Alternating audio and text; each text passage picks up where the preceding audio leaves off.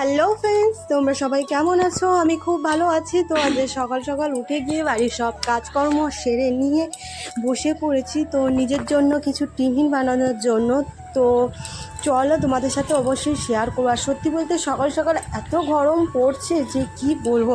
আর কাদের কাদের ওদিকে এরকম গরম পড়ছে অবশ্যই জানি। আর আমাদের এখানে বিশাল গরম পড়ছে। সকালে এখন বাজে 7:30, তাও যে এত গরম পড়বে বুঝতেই পারছি না। মানে মাথা আর কোনো কাজই করছে না। আর এমনিতে সত্যি বলতে গরমেতে এমনি ভালো লাগে না। আর আজকে আমি করছি একটু ওটসের রুটি। তো সরি, তোমরা কেউ কিছু মনে করো, একটু বলতে কথাটা আমার তুতলে গেছে। তোমরা ভুলো না যে নাম বলতে পারে না, তো বলছে ওটসের রুটি, একটু তুতলে গেছে। তো আমার জন্য দুটো রুটি বানাচ্ছি। আর সকাল সকাল আর কি কেন বলো, আর আমি এখন উল্টোপাল্টা সেরকম কিছু খাই না। আর আমরা গ্রামের দিকে তো রুটি ফুটি খাই, বাট সত্যি বলতে একটা অন্য কারণে আর কি ওটসের রুটি খাই এখন আমি। তো এই আমি বসে আছি আর এই আঠা মাখছি এখন। আর ওদিকে সেই নুনু ডাকছে আমাকে মেজমা করে। তো সব দিকে কাজ করে সকালে সব কাজ সেরে আর কি আমিও আমার মতো টিফিন করে গুছিয়ে রেখে দিচ্ছি, কারণ আর পরে দুপুরবেলায় কিছু করবো না। তো সকালেই একবার সকালে খাবার আর এখন টিফিন সব একসাথে করে নিয়ে গুছিয়ে নিয়ে তারপর সব কাজ করবো। আর এমনিতে সত্যি বলতে উনুনের ধারে যত বেলা হয় না, এই যে গরম পড়ছে না, আর যেতে এক ফোঁটাও ভালো লাগে না, শরীর টানে না অ্যাকচুয়ালি। সারাদিন কাজ করার পরে ফের সেই আবার গিয়ে দুপুরের দিকে গিয়ে করো, তার থেকে বাবা সকালের টিফিনের সাথে একেবারে দুপুরেরটাও করে নিই, ঝামেলা শেষ।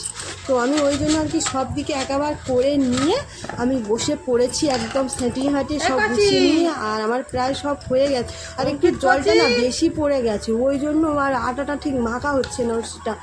আর বলো না কি বিরক্তিকর কাজ যেন করতে, এই গরমেতে না একদম ভালো লাগছে না যেন কাজ বাজ করতে খুব একটা।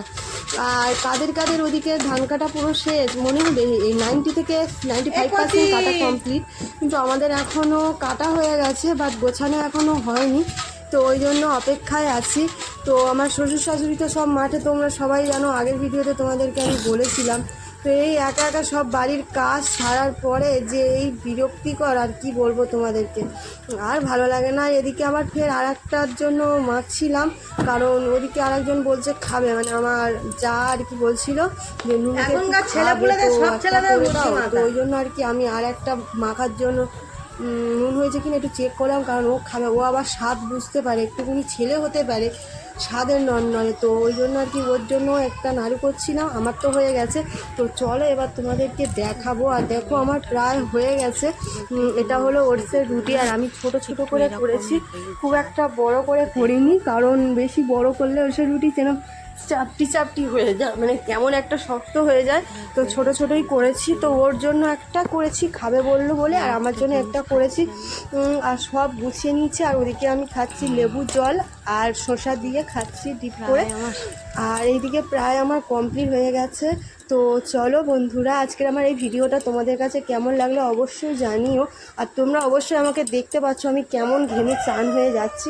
তো চলো বন্ধুরা, টাটা, দেখা হচ্ছে একটা নতুন ভিডিওতে। যদি ভিডিওটা ভালো লাগে like comment share and subscribe করে দিও। দেখা হচ্ছে নতুন ভিডিওতে। ততক্ষণ তোমরা সুস্থ থেকো, ভালো থেকো সবাই।